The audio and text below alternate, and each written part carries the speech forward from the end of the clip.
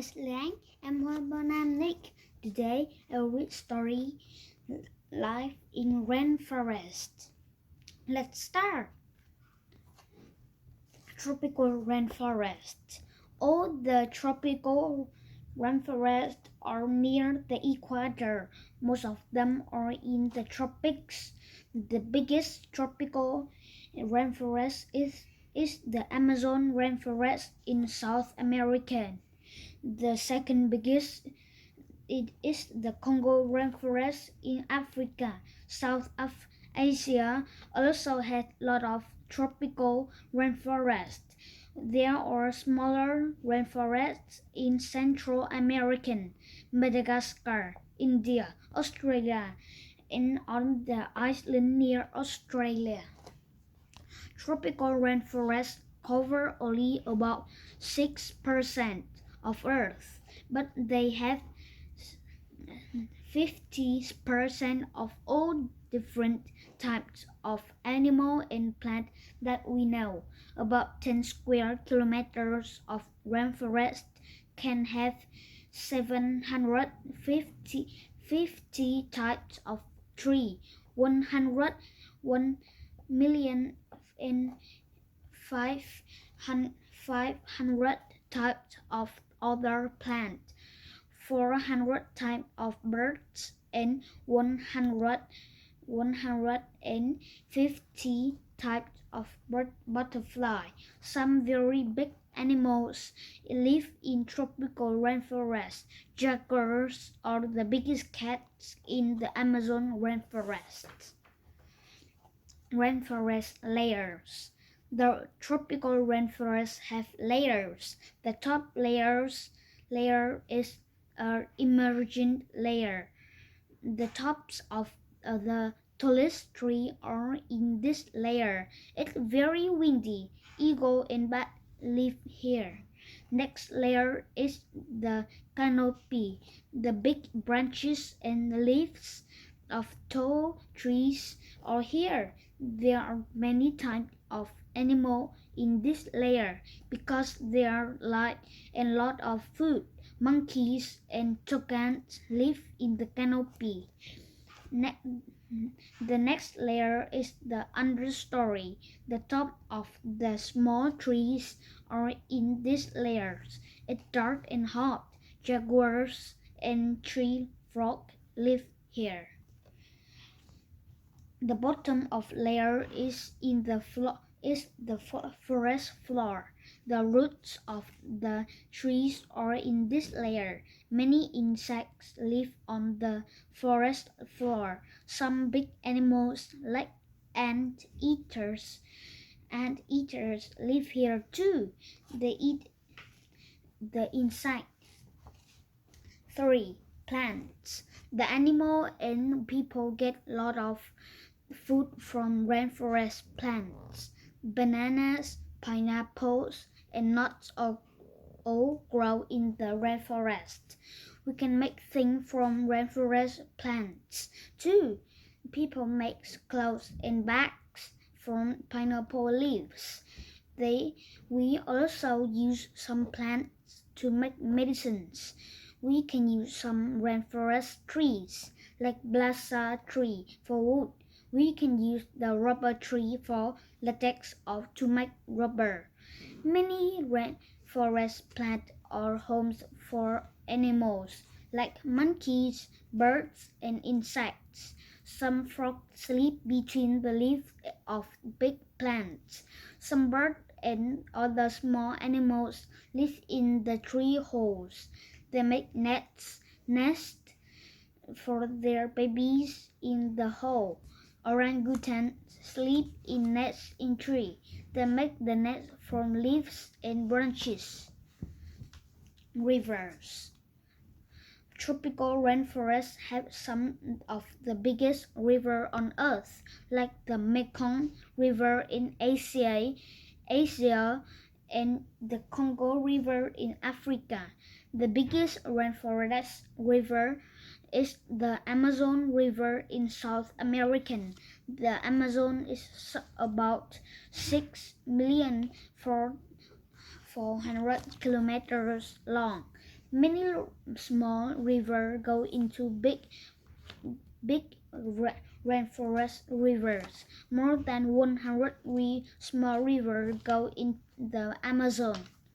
Many animals live in rainforest rivers. The Amazon has more 3 million types of fish.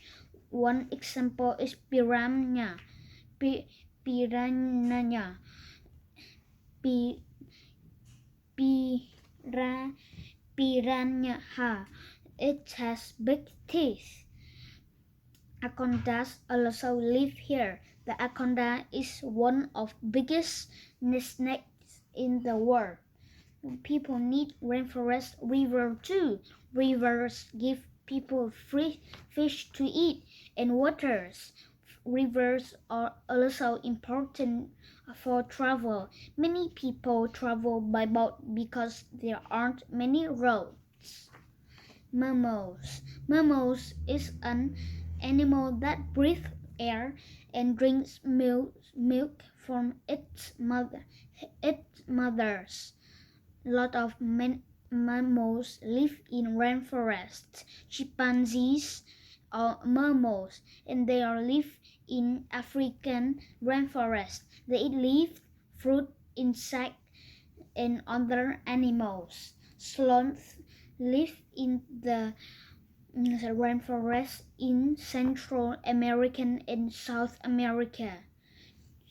They are slowest animal in the world. They eat leaf and fruit. They sleep for about 18 hours every day. The tigers live in the rainforest in Asia. They are the biggest cats in the world. They hunt and eat other big mammals, fish, and birds. They like water and they can swim well. Platypus Platypuses live in rainforests in Australia. They hunt underwater and they eat insects, shellfish, and worms. Male platypuses have poisonous stingers on their feet. Mini beasts. Most of mini beasts in rainforests are insects. The biggest butterfly in the world live in the rainforest in Papua New Guinea near Australia. It's a female Queen Astrea and Alexandra birdwing. Its wings can be 31 centimeters across. Mantis live in rainforests all around the world. They use camouflage to hide from other animals. They can look like leaves, sticks, or flowers. Many types of beetles live in the rainforest. Rhinoceros beetles have horns on their head like rhinos. They are big and strong. Spiders live in rainforests too. Tarantulas live in South American rainforests. They are probably the biggest spider in the world. Their legs can be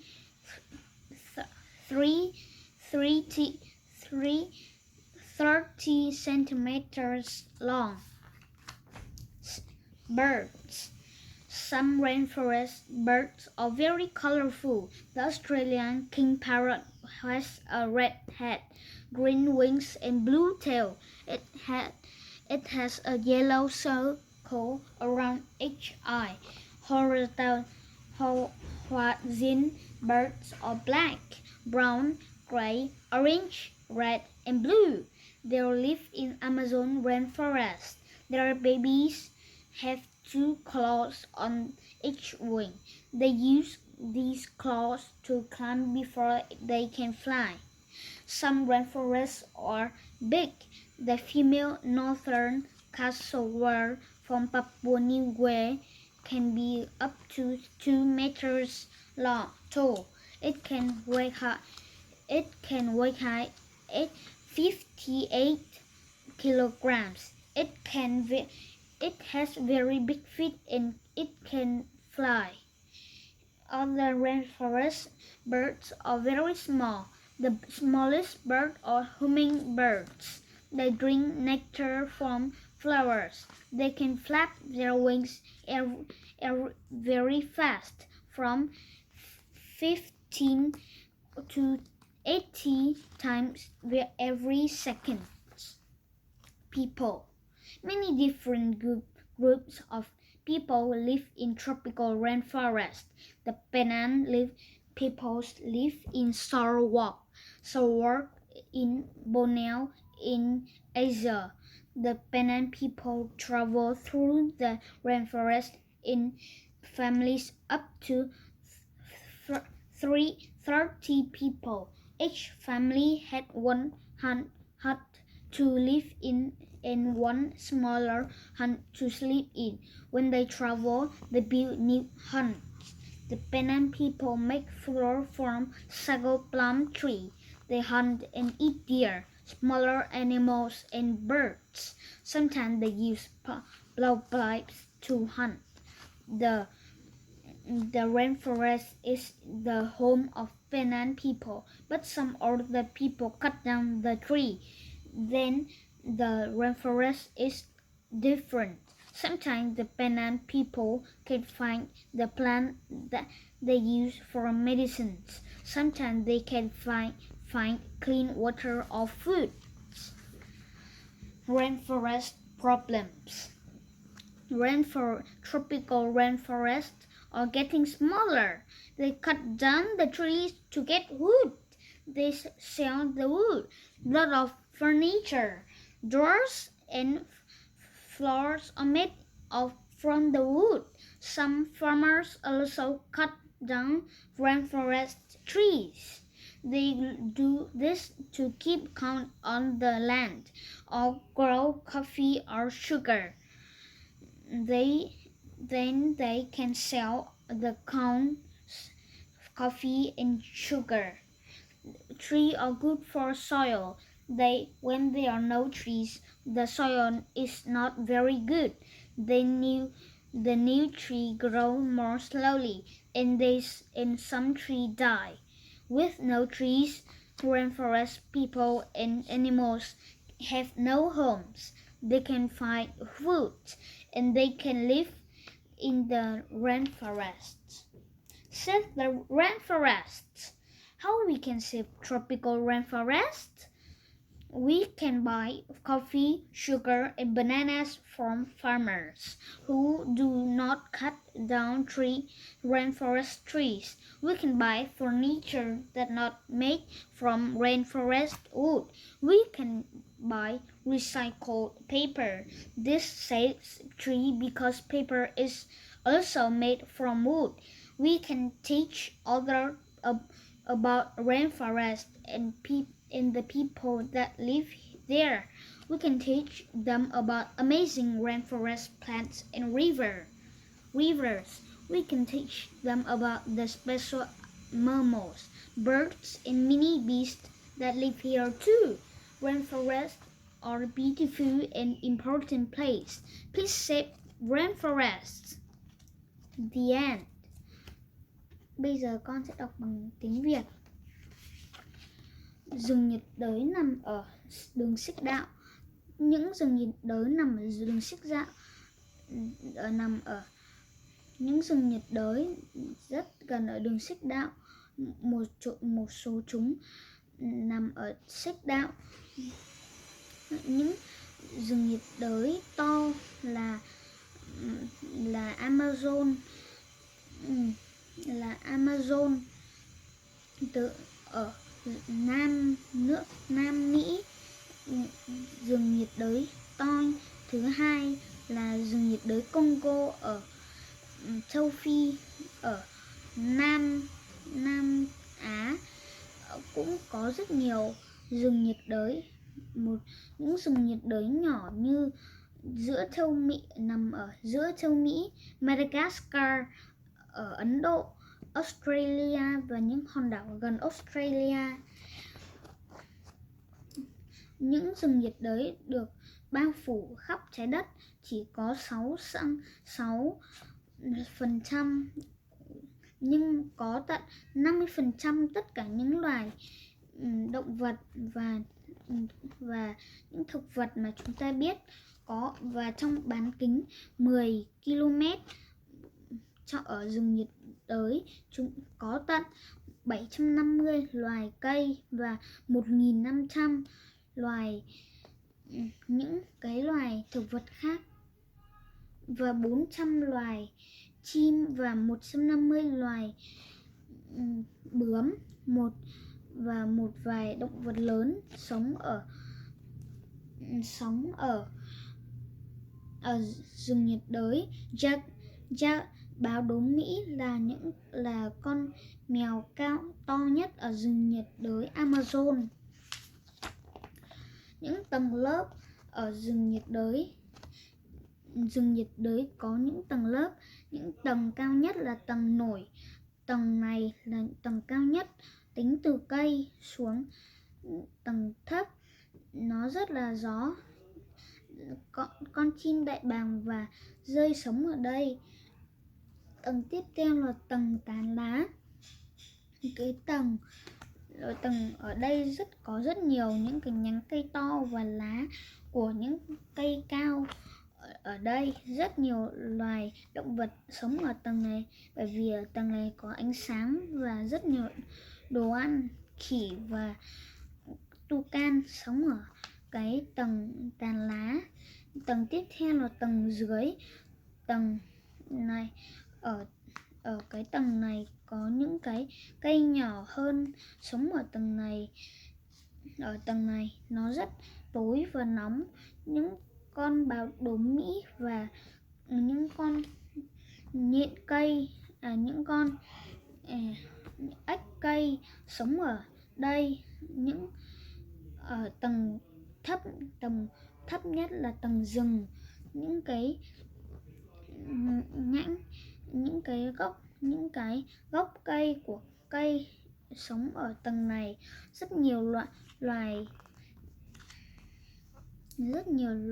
côn trùng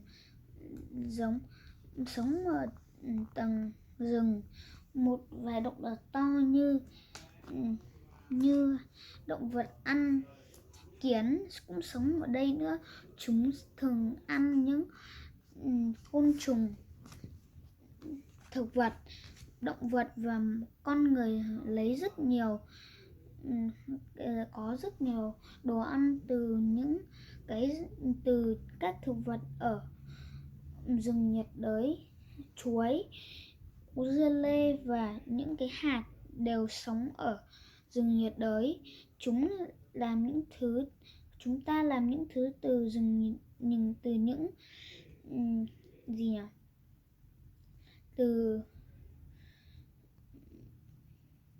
từ những thực vật ở rừng nhiệt đới nữa. Chúng ta làm những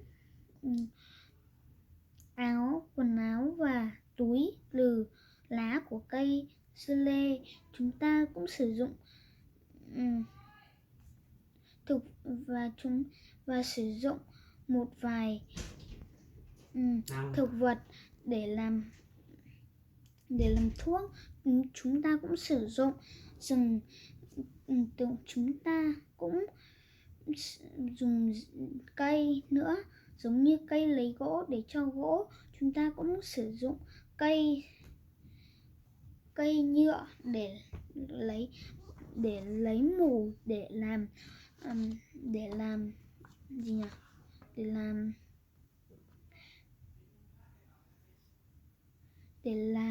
cao su. Rất nhiều thực vật của rừng nhiệt đới là nhà của rất nhiều động vật, giống như khỉ, chim và những côn trùng.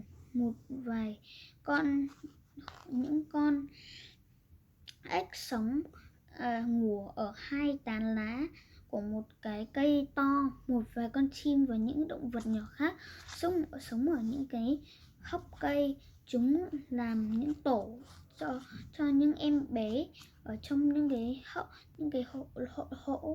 những cái lỗ này. Đời ươi ngủ ở những cái tổ này. Chúng ta làm những cái tổ từ lá cây và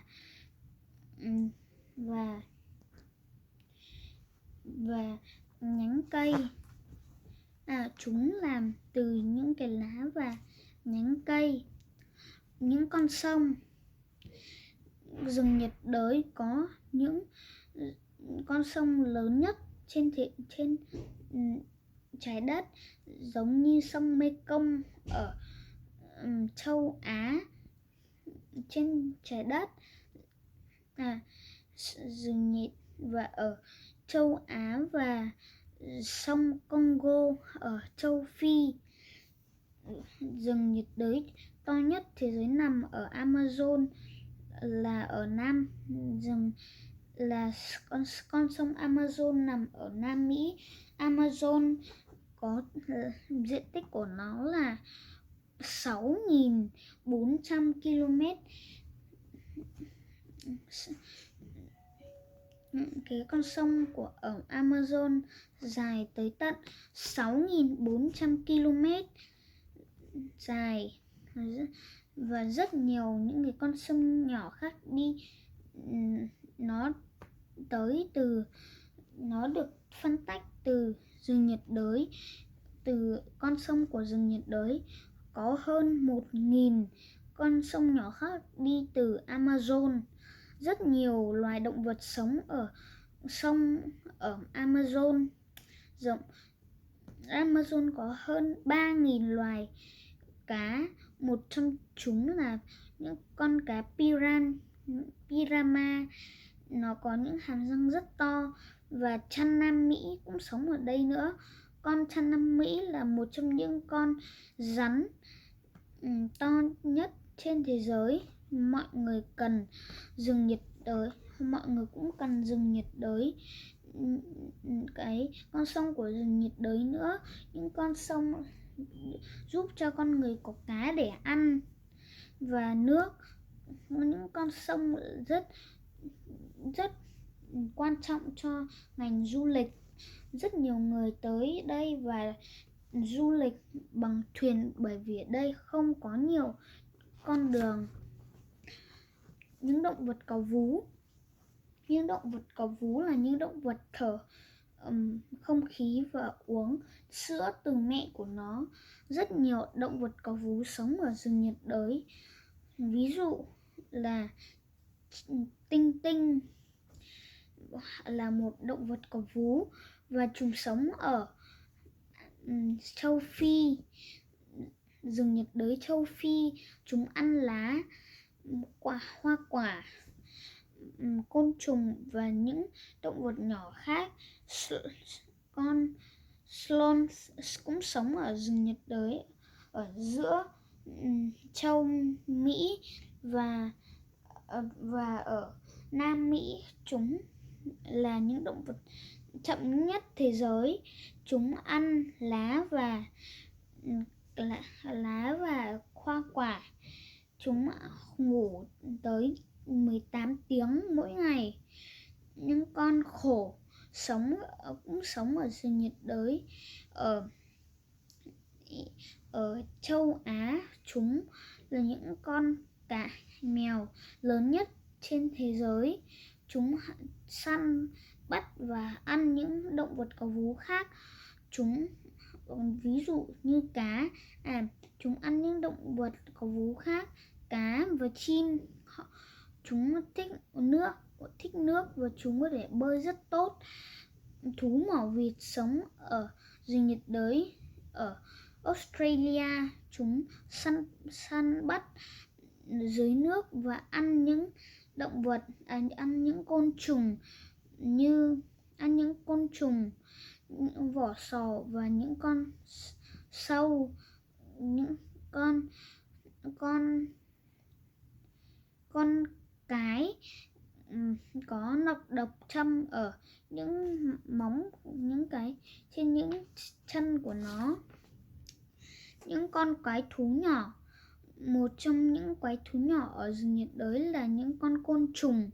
Những con bướm to nhất là ở rừng nhiệt đới ở Papua New Guinea, gần Australia. Nó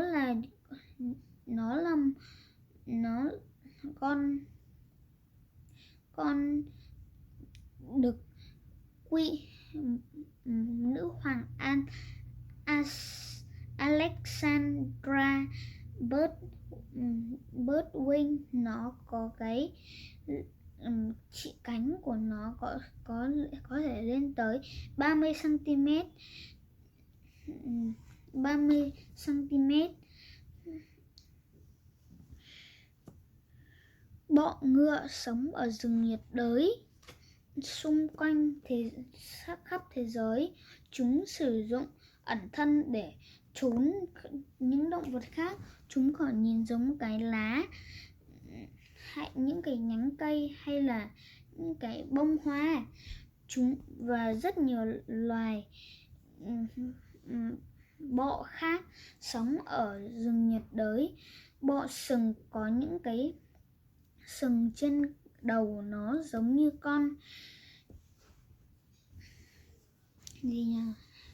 giống như con tê giác.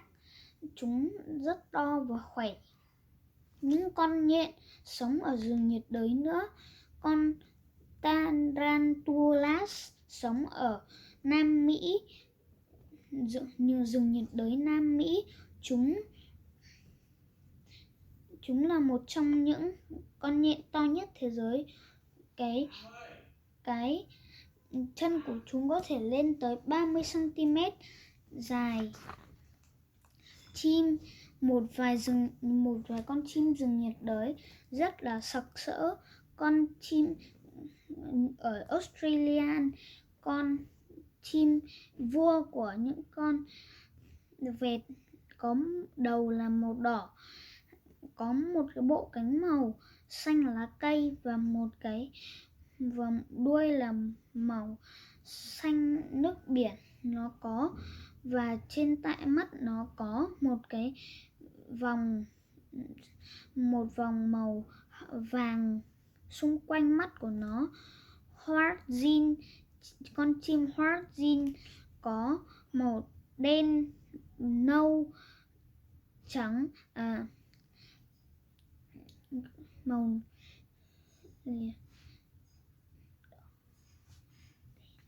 xám, cam, đỏ và xanh nước biển.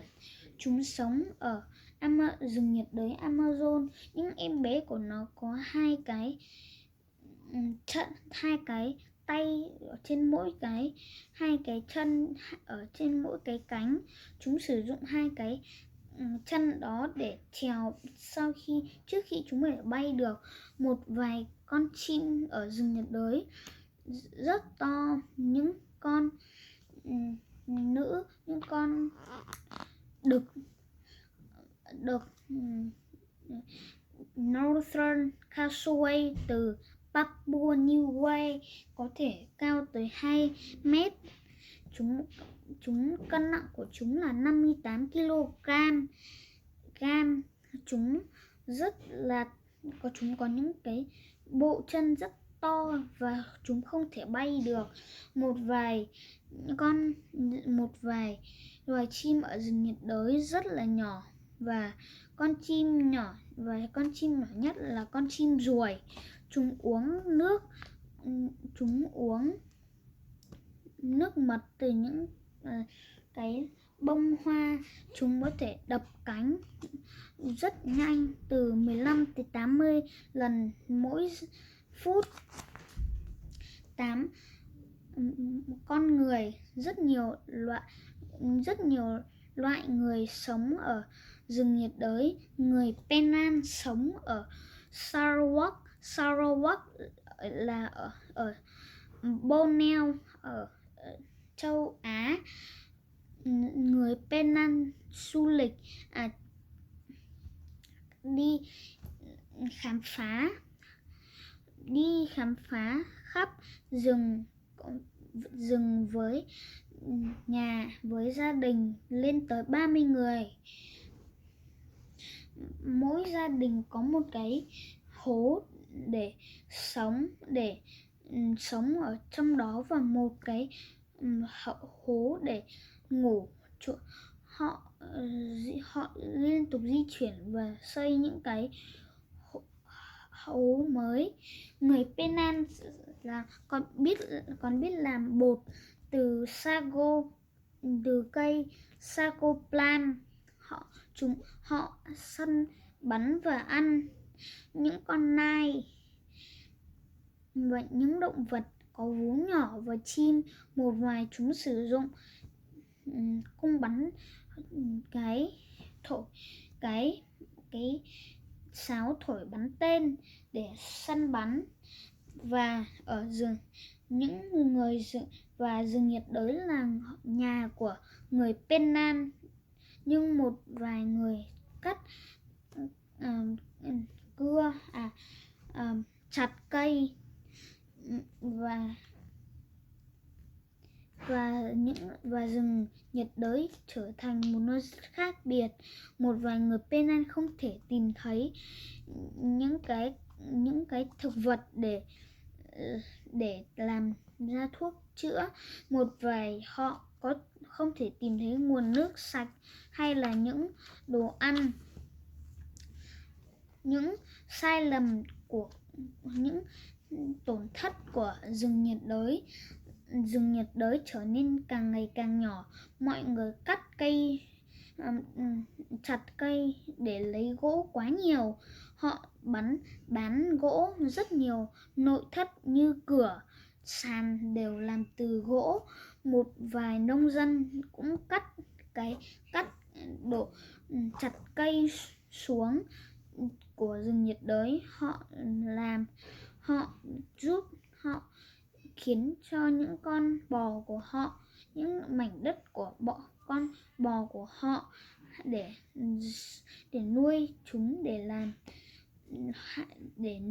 để làm cà phê hay là đường.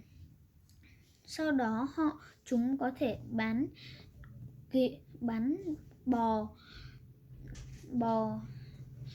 cà phê và đường. Rất nhiều cây là rất tốt cho đất. Khi không có cây, đất rất không thể tốt được. Khi những cái cây khác mọc lên, nó có sự phát triển rất chậm và một số cây có thậm chí chết với tình trạng không cây. Những người ở rừng nhiệt đới và những con động vật không có nhà, chúng không thể tìm thấy thức ăn và chúng không thể sống ở rừng nhiệt đới. Hãy bảo vệ rừng nhiệt đới. Làm thế nào để chúng ta bảo vệ rừng nhiệt đới? Chúng ta có thể mua cà phê, đường và chuối từ những ông nông dân, nhưng không được cắt cây, không được chặt cây nữa. Chúng ta có thể mua những cái nội thất mà không